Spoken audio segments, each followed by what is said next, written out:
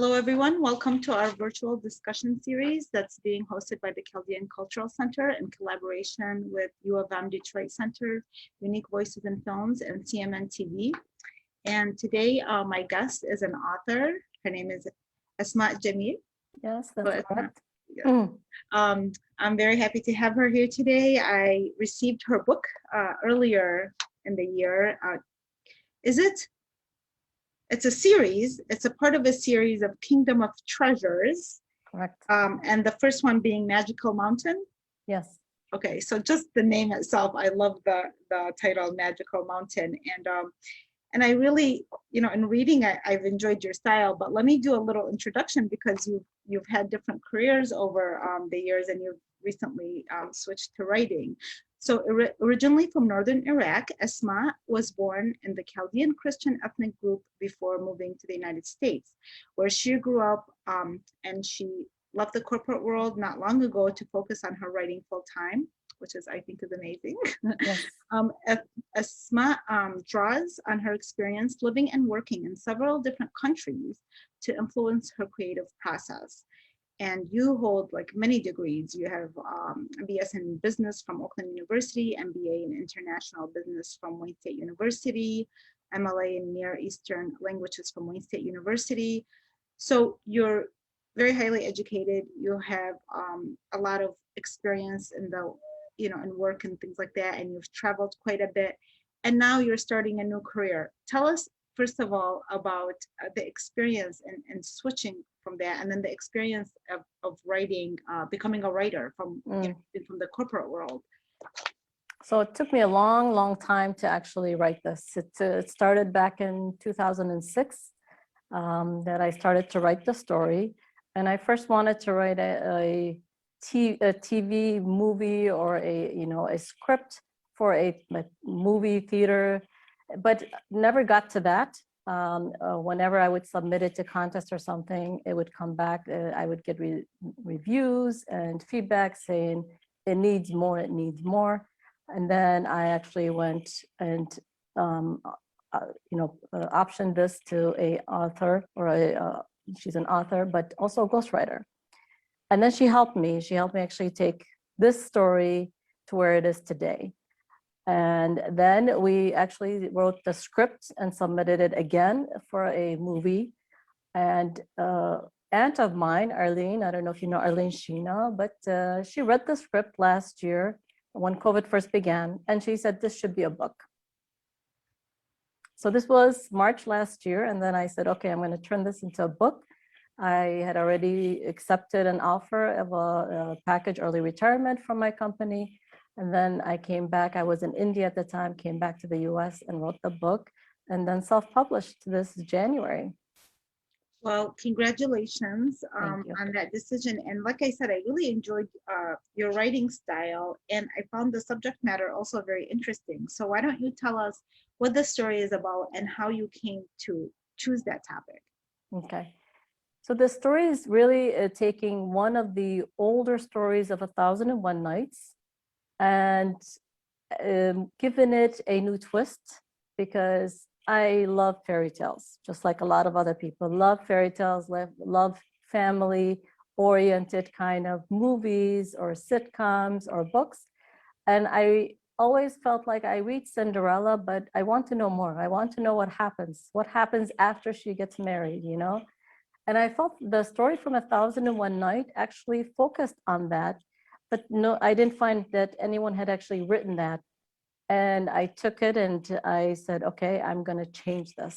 That's how it started. I'm going to change this. And I started slowly. And then when Kristen Johnson actually started working with me, the ghostwriter, we gave it different twists. We took it was originally in the Middle East setting. We brought it into European setting, only because people are more familiar with words and titles and things like that. And then we said, okay, now we give it a little bit more and then add on where it could become a series. So the story is really about Cinderella, but she has a different name. And then what happens after she gets married? It is not a story where you find that she has the happy fairy tale ending. That's not the case. She does have kids, you know, and then that child grows up and that child comes and saves her. And then that child has a different life, completely different life than what Cinderella would have, let's say. So it's Amberella is the main character right now. And by the way, the story is also told from the fairy's perspective. It's a fairy that tells the story. And that I think also had not been told before. So you highlight the woman here, and there's this one part that I enjoyed reading. Well, that I kind of felt like it kind of matches with us right now, where you said that the region, it says, although the laws were equal for all genders, there had never been a queen leading the kingdom. So there were no pictures of women on any tile. I kind of thought that was interesting because we kind of, in many countries, we live in that situation where the laws seem equal to both, but really the women don't have that position of leadership the same way as men do. Yes, and believe it, it's US. Actually, that's more like US. That is exactly what I thought, right? Yes, it is. It was what I was thinking about when I was writing this, because I thought, how could it be? Because I've lived in many countries, and some of the, let's say, countries that are really have challenges with, let's say, giving access to women's rights, but they've had women at the leadership level. You know, India is one of them. They have had a prime minister that was a woman, and here we are in the US, we just got a vice president that is a woman. Yeah, it's interesting that you say that, because I felt the same way, you know, when I saw that part, and I thought, over the years, I have done a lot of, just as a writer and just somebody who's interested in these kind of things, and women roles in the world, I did notice that when there were women that were leaders in various countries. And I think the voice in this book, what I didn't know about the parts where you had traveled until actually just before we started here. But can you tell us a little bit about that? Because I feel like that the voice that you bring into your writing has a lot to do with the places that you've been to. So can you share your background a little bit with the travels? Sure. So first, I have to say that I always say I have an old soul. So I like to be with older people. I like to be with people that talk about history and religion as well. I lived abroad for 9 years. I lived in Brazil. I worked and lived in Brazil for about 1.5 years. In Beijing, China, 3.5 years, 2 years in Singapore, and then 2 years and a few months in India. But I've traveled quite a lot. When I was in Singapore, I actually used to go a lot to Malaysia. I used to go a lot to Japan, to Hong Kong, just Australia. So a lot of countries, because I was responsible for that region. But I love meeting with people, and I love connecting with people, and I love connecting that at the end of the day, we're all very, very similar. We were discussing, you know, the situations in some countries and the situation of women. And I find that young women nowadays are actually a little bit more willing to take risks, you know, and that I love that. And that's why this character, Amberella, young woman willing to take the risk. Does not matter. That's just, you know, this is one thing I learned around the world. Yes, I like it. Their gender is not getting in the way of their dreams. No, they're not allowing it. No. Very nice. And how has that experience of living abroad influenced you as someone who you were born in Turkey? I was born in Turkey. How old were you when you came to the United States? 10. I was 10. You were 10. That's how old I was when I came to the United States. But I was born in Baghdad. And so how has that, your travels influenced who you are and influenced your writing as well? So yes, I came to the US in 1977. And when I would travel, I realized, you know, here we live in this smaller, let's say, bubble, I would say. And that's just me saying this. You know, it's the Middle East communities, the Chaldean community, or it's this community or that community. And when you travel abroad, you realize, okay, nobody knows who Chaldeans are. Nobody, hardly people know that, yeah, you know, the word, the letter, the name Asmaa Jamil doesn't necessarily mean that you're Middle Eastern, but it could mean that you are Muslim. So I've had all these experiences, and I find that in every country there's minorities. And, you know, there's a lot of minorities, and there's differences between North, South, East, West, and then the history that brings them all together. Not necessarily they were all for that to come together. You go to many countries, the South never wanted to be with the North, you know, or things like that. So we come from Iraq, we see that all the time. And then those differences that you see, even in a small town or a village or a kingdom, you will also see that. Even in a small village, let's say in Tel Kepe, I can't speak for others, but living in Tel Kepe, it was all about, you know, this mahalla or that mahalla, you know, Like a that was how district, people knew each other, right? yeah, this district versus that district. Yeah. Yes, yes. And it's things like that that you notice and you see. And when you start writing, actually, you begin to notice these differences and similarities a lot more. That's what I enjoy about the travel, and then bringing that into the book as well. And if you read history in many of these countries, including Iraq, women were actually very prominent. That's right. Very, very prominent. Somehow during the past 1,000 years in many of these countries, that voice has been lost. Yes, that is so unfortunate. Yeah, and my last, not my current, but not the book that just came out, but the book before, I wrote about Mesopotamian goddesses, and it was all these women that their stories were buried until, you know, and even after their names were resurfaced, because they were buried for thousands of years, it takes a while to try to resurface all this, their positions and things like that. And you know, this now when you're explaining some of your experiences, I see why when reading the book, there's like, you feel you can relate, whether they're fairies or the characters to them, because I think when you travel and you see different people and you become more objective and you really become a person of the world, you're not necessarily no longer restricted to one region, at least not, you know, not mentally, emotionally, the way some people that haven't traveled sometimes kind of get stuck into certain regions or certain mentalities. Yeah. I think one other thing that people, if you do want to travel and all that, I think learning about ourselves. So when I went to get my master's in Near Eastern languages, it was more Near Eastern or Middle Eastern studies. And I loved it. I loved learning about, you know, that entire region, where we came from, certain things that we do, you know, like the whole number things. And every country I went to, I used to do a lunch and learn session about either Iraq, either the Middle East, you know, either Chaldeans. So things like that, where I would actually, or Americans, by the way, also, like even once in China, we did about Thanksgiving, because for those that were Americans, that was such a big holiday. And we said, let's just do a lunch and learn session about Thanksgiving. You learn when you do these things on your own, a little things that you never knew. Like I never knew Kuleche were there 2,000 years ago until I started doing the research.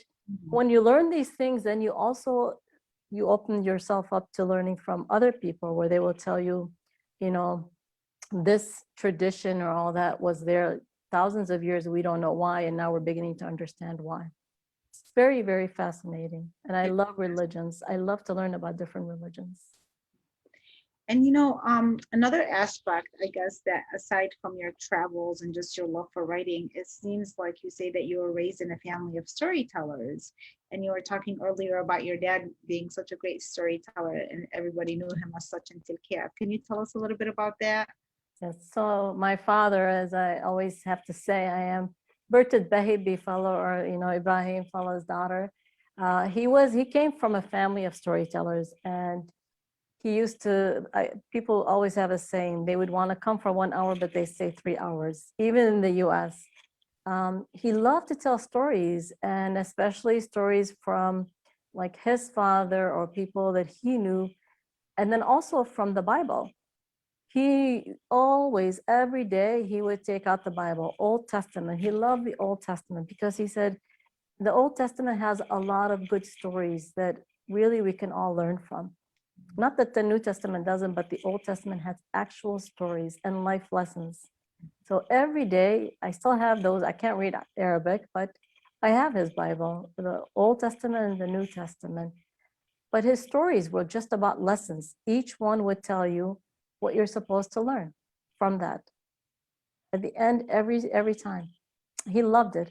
Then I also had a sister who, God bless her soul, she passed away. She loved the stories, like really stories from 1001 Nights. She would sit and tell her kids and all those stories. A lot of other stories that I actually don't know the names. I only know a little bit in Arabic, but apparently a lot of stories from Iraq that are, just folk tales, you could say. People tell them, but I've never been able to find them written. But storytellers, they love to tell stories, and same with her. You went to her house, you'd stay 3 hours rather than half an hour. And have you had the chance to visit Iraq since coming to the United States?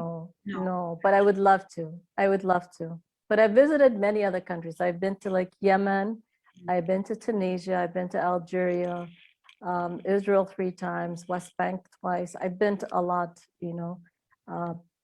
and Yemen actually reminded me a lot of Iraq.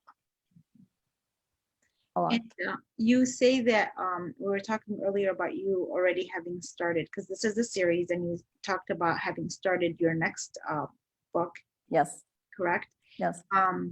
So what do you see in the works for you with regards to this book, and how often do you plan to get a book out, I think, in this series?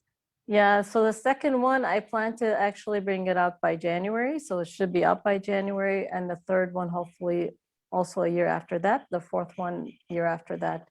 So I write the books right now. And then I also write family movie content, let's say, and I'm working with a production company in LA for Hallmark. So they're all Hallmark-based kind of movies because I love that kind of stories. So I do both. I like the whole putting something together that the whole family likes, whether it's a book or something for TV. And you said that you are now able to do this full time. Like have you actually like left the whole corporate world? Are you kind of, 1 foot in and 1 foot in the corporate world and 1 foot into your writing career? Well, I left the corporate world and then focused on the writing on both sides, on the TV content, and then also the book. And then a friend of mine started a startup in February and then asked me to join in March. And so I joined that. So I'm a little bit now back into the, not let's say traditional corporate world, but a startup, a full startup that is based in Europe. And it's looking at changing the whole urban mobility kind of environment around the world using blockchain technology. And we have software. So I'm very much involved in that. But I also love to write. If you give me my downtime is to sit down by myself and just write.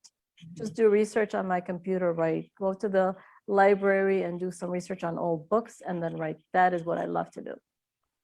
And do you see any possibility of in the future writing any of these stories that your dad shared about Iraq or things related to your birth country, do you think?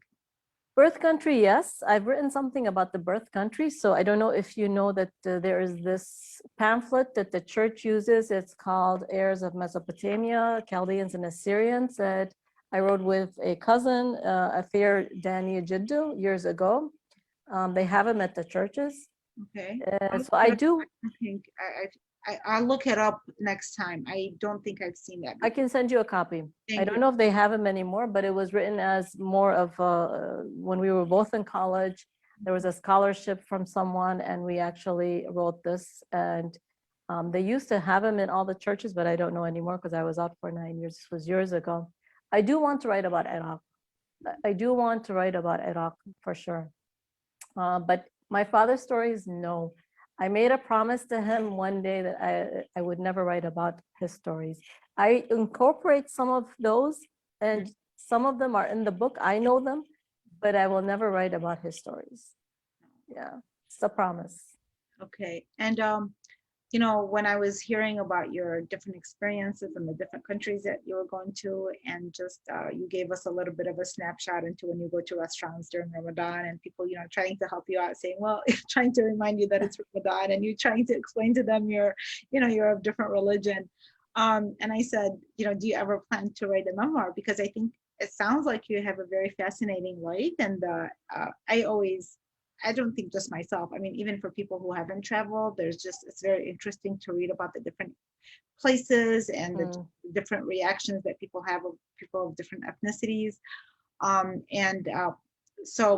on top of that, I do love, I know, like, I've traveled quite a bit, and it's so fascinating the things that you see over there that you don't really get to see on TV or in movies.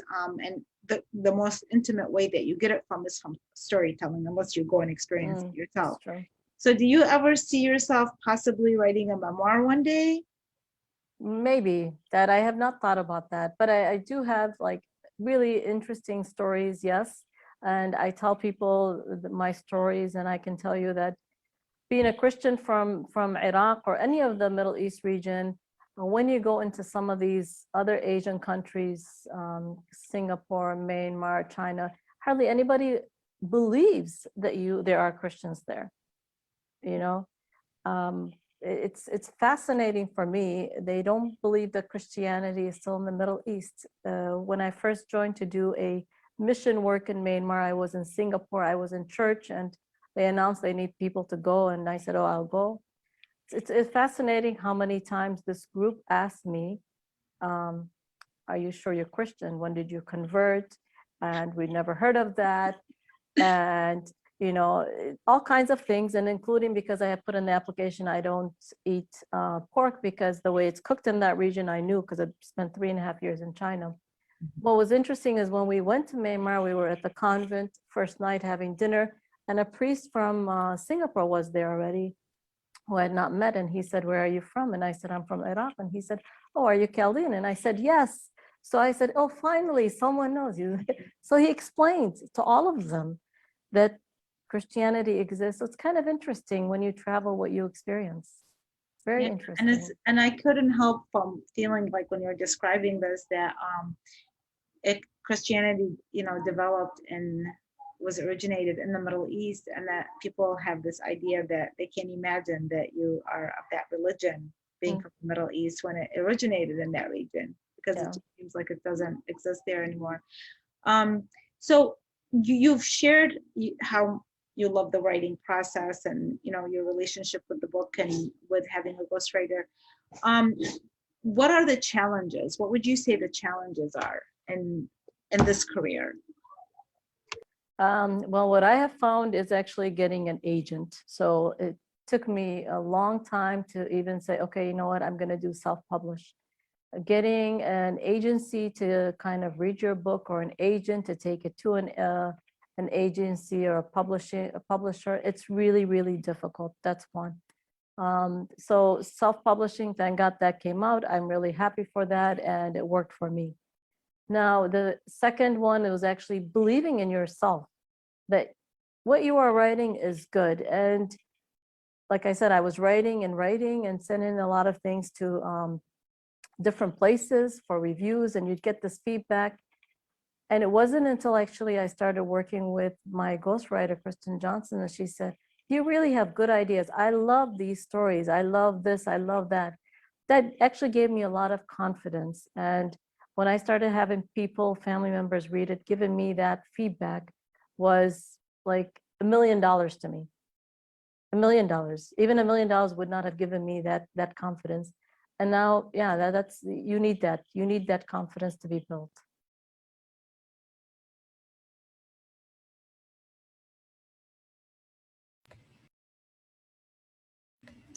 You know, when you were saying that, I've had, over my career, I've had 2 New York agents, and you know, it's so difficult to break into the book industry, that right now, thank God for technology and the opportunities, not only as writers, but also as filmmakers. Thank God for the technology and all the things available, that we can kind of take our work into our own hands and pursue it.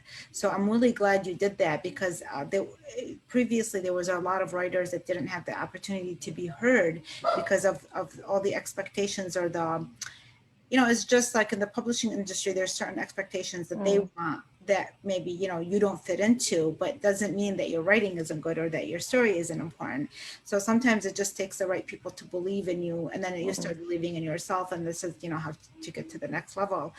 What would you advise people that are wanting to, that are starting out, writers that are trying to start out? Is there a message that you would, that you can give them, given that you went through this process and are, whether, even if you have a startup right now, but you're still fairly full-time, or you're very focused on writing? I would say just write. This is not a perfection type of world at the beginning. Just write. There will be a lot of rewrites. There will be a lot of edits, and it's okay to accept feedback and also not accept feedback. There are some feedback where people said, I want this character to be this way, but in my heart, I wanted this character this way. And so that's also important, that you kind of have your own voice in that. But just write. If you have something to write it down. Tomorrow, you'll have a different thought. You will change it. A week from now, it will change again. It is okay to have 101 versions, as I always say, because in the corporate world, by the way, is the same. You write a presentation or a thesis, whatever you write, it's going to take time. So give yourself that space and that time, but also open yourself up to make the rewrites. That's a very important point, because I do coach writers. I used to do it more so even in the past. And one of the things that I think they get surprised by is the commitment and the technicalities that goes into it, the rewrites and the rewrites. And so it's not just the fun part where the first expressing yourself and putting words on paper, but then the afterwards and getting into all these technical things before getting it into a book. So there's a lot that goes into the process. And like you said, you started what, in 2016? 2006. That's what I thought. And then I'm like, am I mistaken? No, So 2006. yeah, so this is a perfect example of that, but it does make a difference once you go through that whole process, and especially if it takes that long. And here you have things organized where, like, okay, my next book is going to be, in January, and then the next January, and now you can organize it as such, given that you have gone through the process. You understand it now. Yeah. So yeah, so we are looking forward to your new books, and the adventures that are involved in it. So please keep us posted, and thank you so much for coming on our show. We will have a link once we provide this recording. We'll have a link to Asmaa's book. Okay, thank you so much. Thank you. Take care. Bye.